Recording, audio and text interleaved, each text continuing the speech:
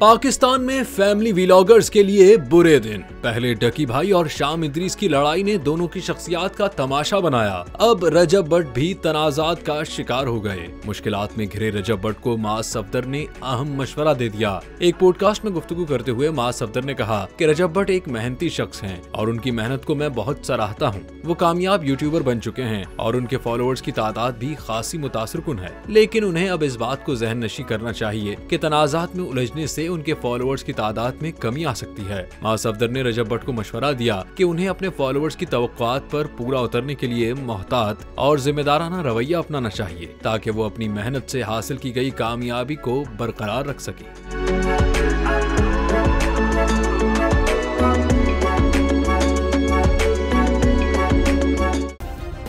Subscribe करें और bell दबाएं ताकि कोई खबर रह न जाए।